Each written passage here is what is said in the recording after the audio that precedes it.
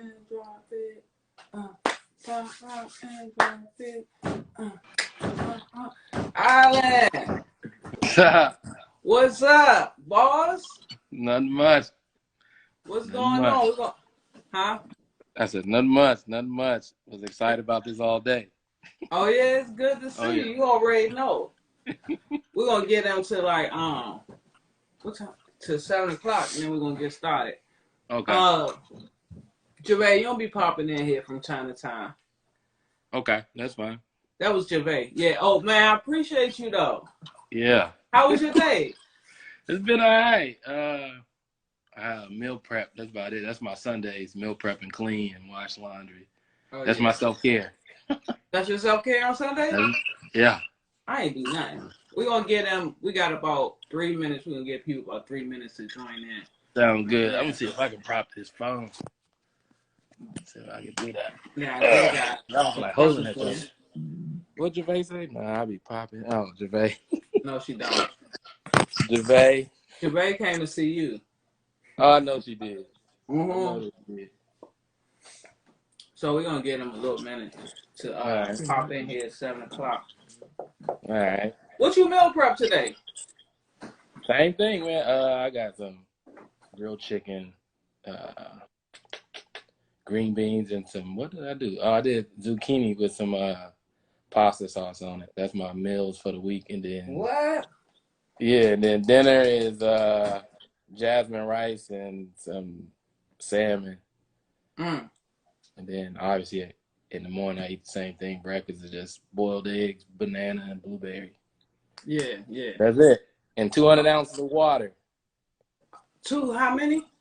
200 ounces of water a day. Man, look. That's a lot of water. How much water do you drink? I don't think I drink 200 ounces. You got to get at least half your body weight in ounces in water. For real? I didn't know that. That's if you're trying to like lose weight. I'm in the process of trying to lose weight and bulk. So, are y'all in school out there? We are. Y'all actually in the building? So Lincoln Public Schools. So first quarter, what they did was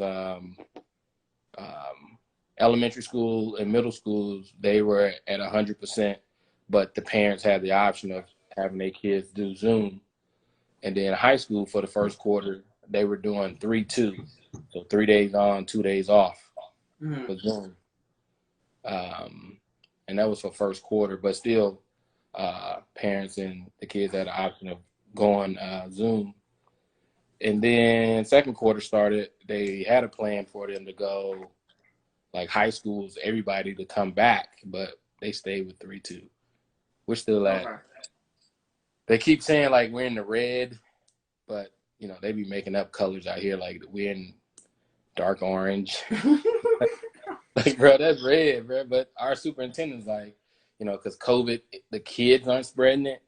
So they're like, his mindset is like, we still gonna go to school if we're in red or not, which at the beginning of the year, they were saying otherwise.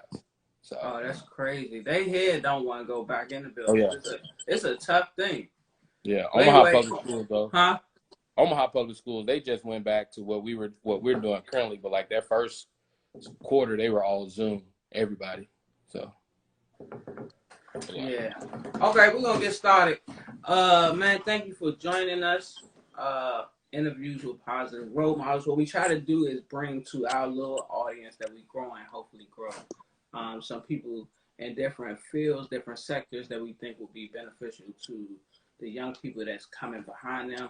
What we hope to do is connect young people to positive role models, somebody that they can follow in their steps. Isaiah gonna go more into what we do, our mission, when he talks to you. I'm gonna give a little bit of your bio from what I know.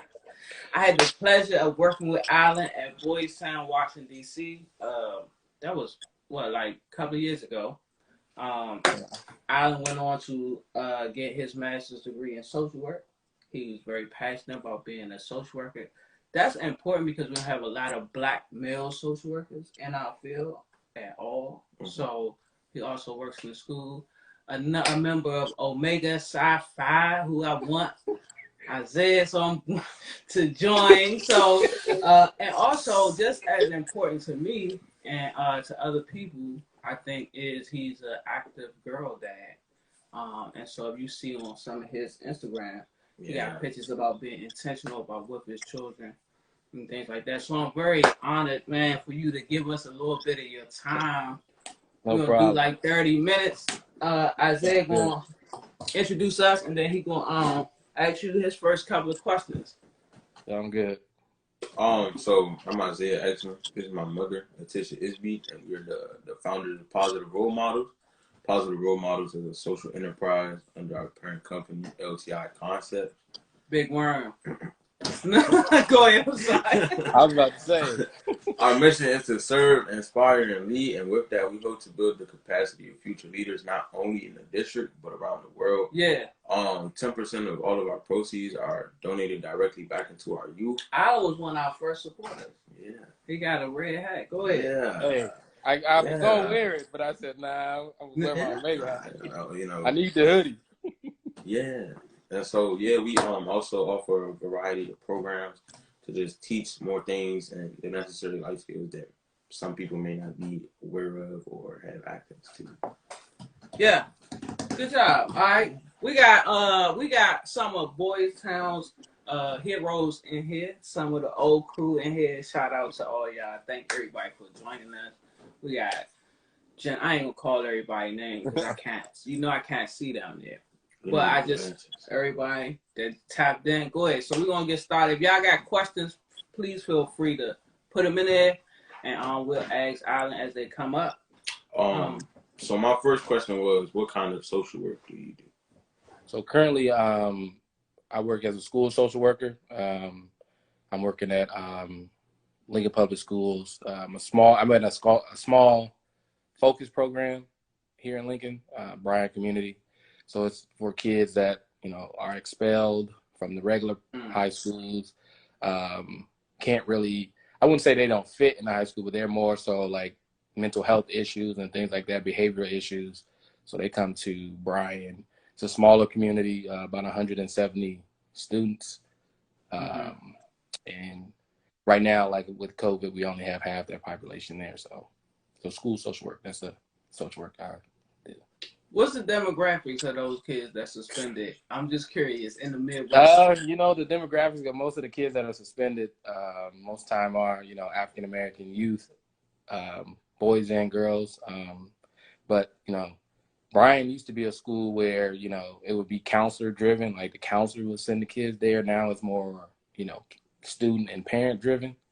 So if a kid gets expelled, they know their first step is like, okay, I want to go to Bryan. But we do have a wait list at that school, but a lot of our black and brown students are being expelled at a higher significant rate than other minorities and things like that, or other. So. That's interesting. Go ahead. Not me. That's interesting because you in Nebraska. What it's like to be? We're gonna rotate. What it's like to be, one living in the Midwest during this time, specifically Nebraska, and then what is it like being a black social worker in what you call like a school that's seeing disproportionate rates of black students being suspended and expelled? So I answer that first question, what it's like being black in Nebraska. Well, first, a lot of people don't think it's black people in Nebraska, so we gotta kill that myth. You know what I'm saying? There's a plethora of black people, especially in Lincoln and Omaha, the two major cities, but there's other black people and other, Africans that are out in like Western Nebraska, things like that. Living in Nebraska right now, I don't know if the Midwest is like this is Trump country, I would say. You have your blue states and blue counties here and there, but you go outside, especially Nebraska, you go outside of Omaha or Lincoln. Yeah, wow.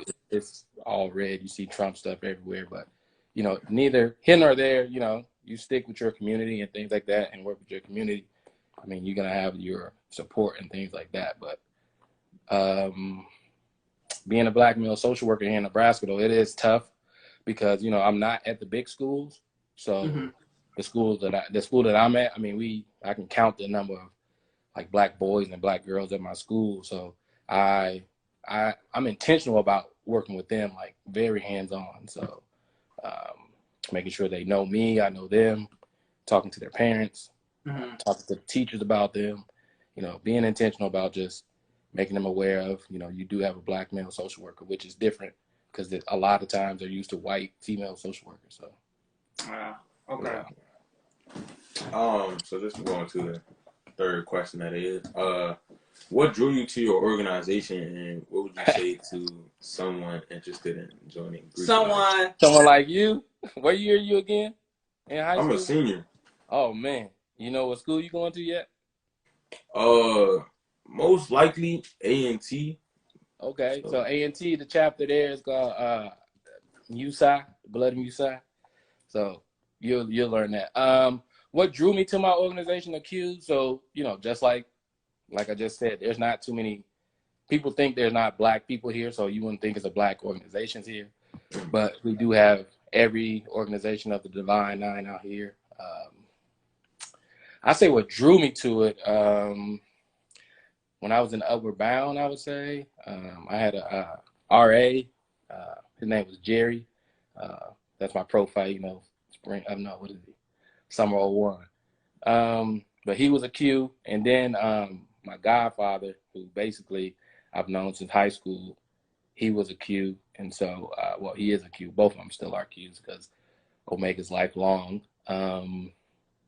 But they drew me. I wasn't really interested in any other organization. I didn't look into their stuff, but for anybody that's interested in Omega or interested in any organization, I say read and look up their stuff, their information.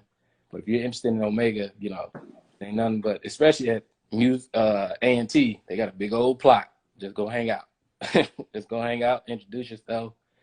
Don't be afraid of the Qs. Don't be afraid of any organization, because at the end of the day, we're all like-minded men, same ideals and things like that. We just have different colors and different letters. So yeah. We had a question that said, what principles and values do you gain from a fraternity?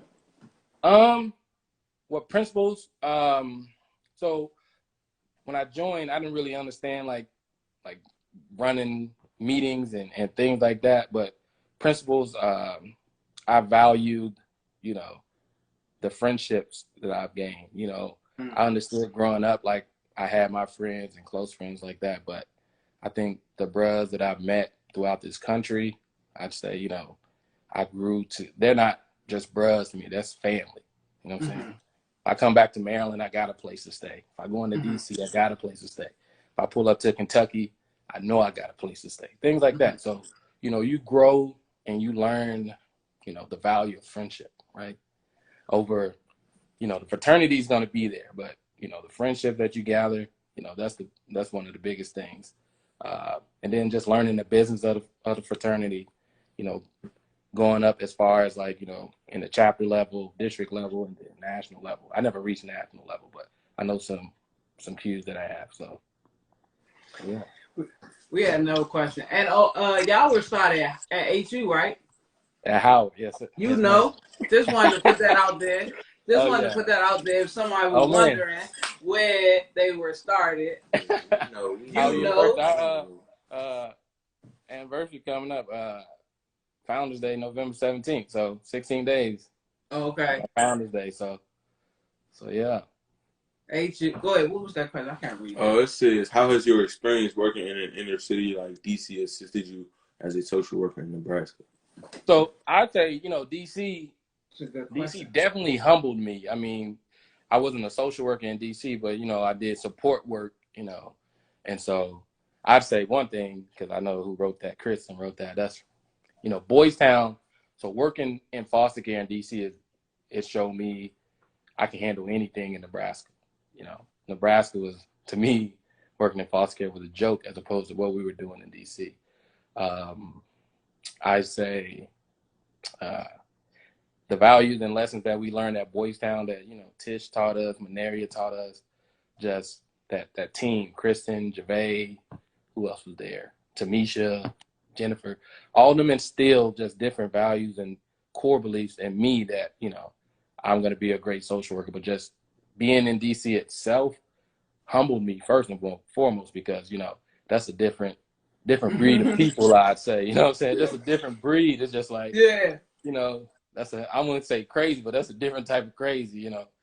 But, you know, especially I'd say like walking into like certain quarters, like I would never experience that anywhere else in the United States, you know, going Yeah. into Southeast DC, going over into Suitland, just, you know, our foster parents lived everywhere, but, you know, it taught you to be, you know, thick-skinned because, you know, some social workers, you know, it's a thankless job, but you got to have thick skin to be able to do this work. And so, especially DC and Baltimore, just working in those two cities definitely helped me to be comfortable here in Nebraska because I don't see anything like that.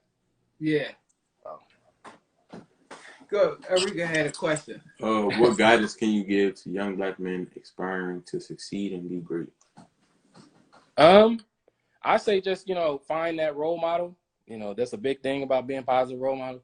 Find that role model or that mentor and just, you know, I wouldn't say ride that coattail, but just like listen, learn, watch, you know, gather as much information as you can. I'd say read. I read a lot. I try to get as I don't know. I don't know.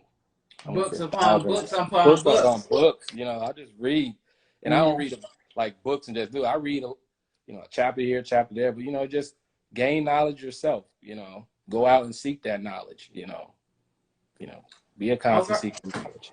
Yeah. Yeah, you got Aspire to two be what you little want to girls, so I think being a girl dad, Kennedy and what's your youngest son like? Zaya. Mm-hmm. So being a girl dad, what things do you hope to pass down to your girls? They so young. So what things do you hope to pass down to your girls?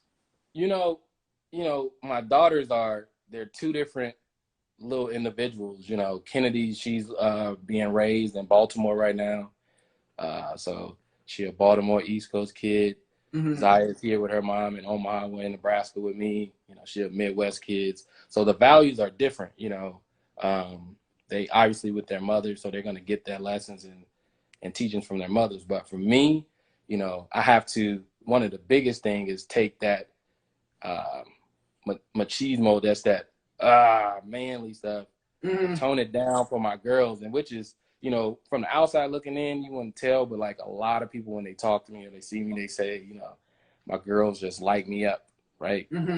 So, you know, I think one of the biggest things that I'll teach my girls is, you know, even though, especially Kennedy, you know, I left Kennedy at such a young age, you know, that I am here for her, like, throughout whatever. I'll drop anything at the drop of a hat to go if she needs me, you know. So luckily she's 5 right now. She ain't really need much, but when she become a teenager, you know, like, Dad, I need you. Like, I get on the plane, I'll drive those 22 hours. Dang. Whatever. But I think that's one of the biggest lessons, like, my girls knowing that I'm here for them, ride or die, you know, I love them, you know, I love their mothers, but for them, they're my world. So that's what's up. Did you have another question? I did, but I feel like I think I got answered already. It did. They were asking some good questions. They probably answered your question. So I had a question. Well, with regards to working out, before people joined, we were talking about self-care. Did I cut you off? Nah. Oh. I'm real excited to talk about working out. Oh, well, he like talking to people about working out. So self-care, working out. What keeps you motivated? Going to the gym, drinking, you said half of your body weight in water, meal prepping. Self-care in this world, what keeps you motivated, and what other things do you do for self-care? So as far as the gym, I don't know what keeps me motivated. I don't know. I just like seeing my body change. Like I go for long periods of time, like just going to the gym. Like right now is probably the longest I've been actively going to the gym. So 4 times a week. So that's 3 months straight I've been doing that. And then usually I'll just drop off. Like, all right, you know, you get your results and you're like, I'm good. My body look good. And then you gain those 20 pounds back. And so you got to start it back over. So my goal is to go throughout my birthday, which is in February. So that's what, 3 more months, 4 more months, and I'll be straight. So, but that's part of my self-care. it's also, it gives me a time to think, you know, because, you know, some people go to the gym and just be talking to other people. I ain't talking to nobody in the gym. Coach, I ain't talking to nobody. But I keep to myself anyway when I'm in the gym. Just me in the mirror, and the weights, right? But as far as other things for self-care, during COVID, I picked up plants. So now I buy you plants. A plant dad too? Man, I got so many plant fish. It's ridiculous. They everywhere in my house. They everywhere in my house. Plants. Obviously, I try to get a book a month. I'm an avid thrifter. You know. There you go. I go to the thrift store and just find random things, and then I either if I see something and I'm looking at it like I can flip this, or if I paint this or do this, it'll be, you know, better. I do that. What else do I do for self-care? I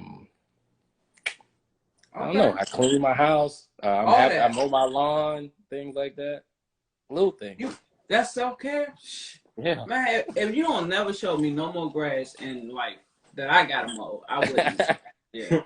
Yeah, I got these 2 acorn trees in my front yard. They disrespectful though, so I'm raking acorns now. So. Yeah. Yeah. So for everybody that just joined, Alan is a black social worker in Nebraska. I had the pleasure of working with him at Boys Town. He's a member of Omega Psi Phi Incorporated. Yeah. Don't study. Omega Psi Phi Incorporated. Fraternity. Omega Psi Phi Fraternity. For those who don't know, a girl dad, and just an overall, like, I think a positive role model. You ask me, overall cool dude, man. More importantly. So if y'all got any, I said I'm trying. You trying, huh? Yeah. So if y'all got any questions, Isaiah's set to graduate this year. Okay.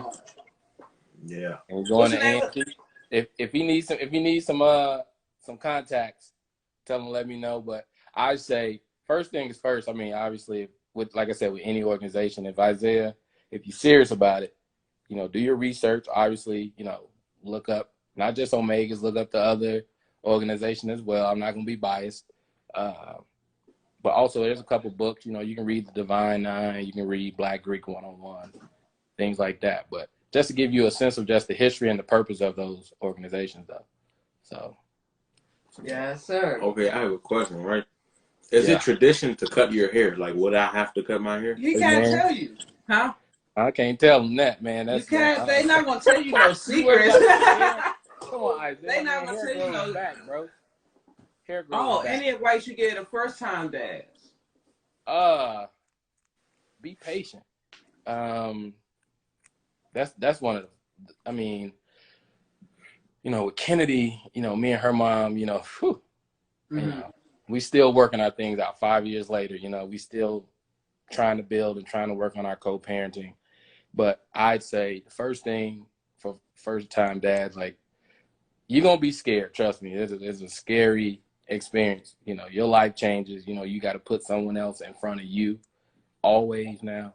But be patient with it. You know, those first 3 months are, you know, I would say the most trying months because, you know, the child's mother is going through their issues with their body and, you know, with the baby and things like that.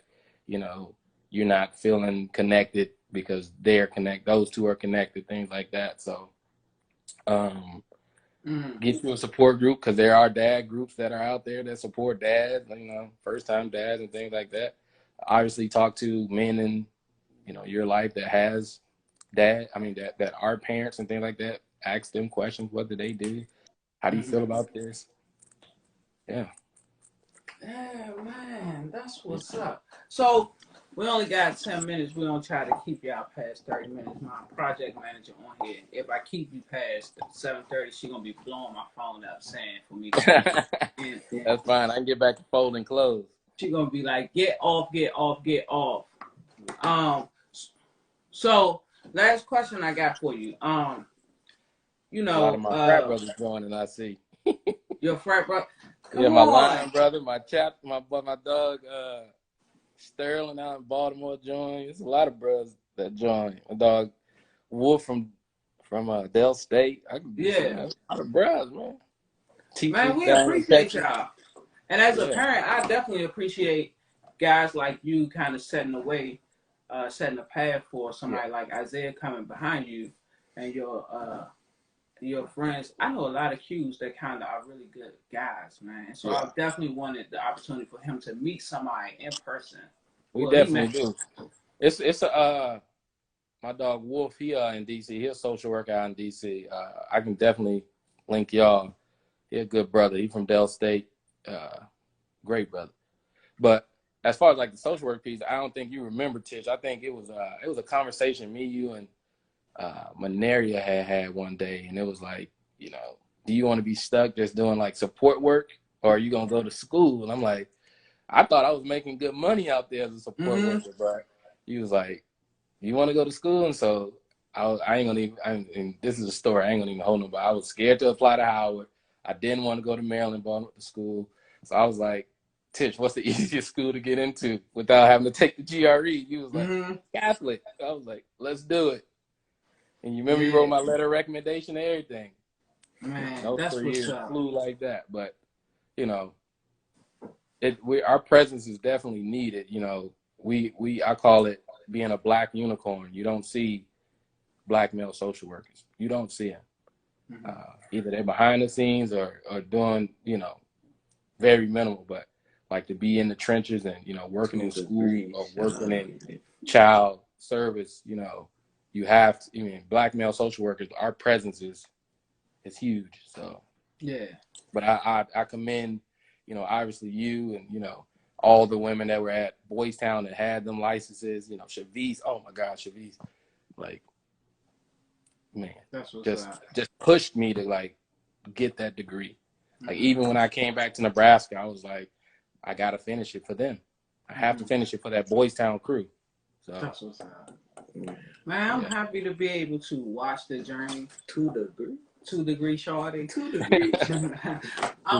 It was my pleasure to watch the journey. Thank you for letting me join in your journey, man. No problem. Out there.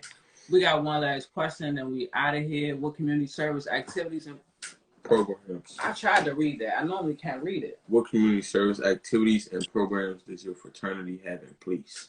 Well, so right now, I mean, we have our mandated programs that we do in the community, and then every chapter is different what they do. So obviously, you know, with the blood drive, we do Achievement Week, we do NAACP voter registration. I can't name all of them. Don't hate me, bro, if I can't name all of them. But, you know, we do the assault on illiteracy, very active in our community. So if you see the like queues out there, we're out there. I mean, we're serving food to families, we're donating things to homelessness. I think in the DC area, it's oh my God, there's so many chapters out in the DC, Maryland area. You got, you know, ESIG, Kappa Psi, Alpha chapter, Delta Theta. There's so many chapters, Chi D, just so many chapters there that, you know, work in just pockets of those communities and things like that. But we all come together under one umbrella and, you know, we do the work. We say out here in Nebraska, you know, all of our work, we do it for the kids. We do it for the youth. We are those role models. So that's our cause. So.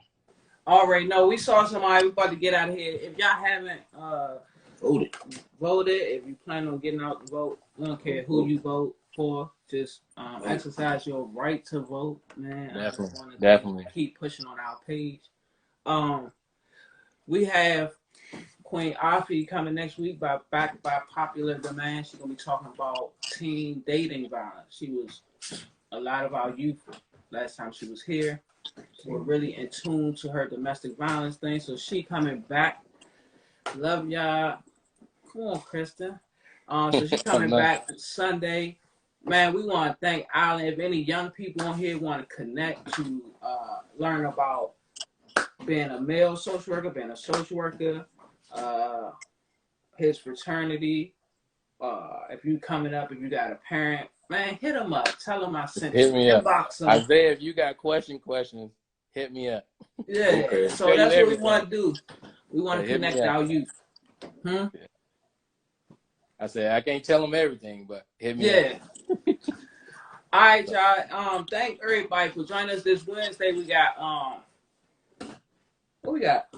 This Wednesday? Oh, we have Get It Off Your Chest Wednesdays, you know, where we provide a space for people to come on and talk about what's going on in the week, how they feeling. It is not a substitute for therapy. This is a public space, so don't be telling everything. And if you are really in a crisis, please call 911. We also have those services. They can inbox us with therapy services or family counseling or training. Yeah. All right. You got any more questions? I know Ricky gonna be hitting my line in a minute. You got any questions? I have no more questions. Man, hey Alan, you already know. This ain't even for this gram. You already know how I feel about him. For sure. How I feel about everything you've accomplished. Man, I'm so proud of you. 100. I appreciate you. I appreciate you being there for Isaiah and all the black boys coming behind you, man. That's one. No problem. No problem. All right, no problem, Dr. Isby. All right, Alan, we'll talk to you. All right. All right. Peace out. All right. All right.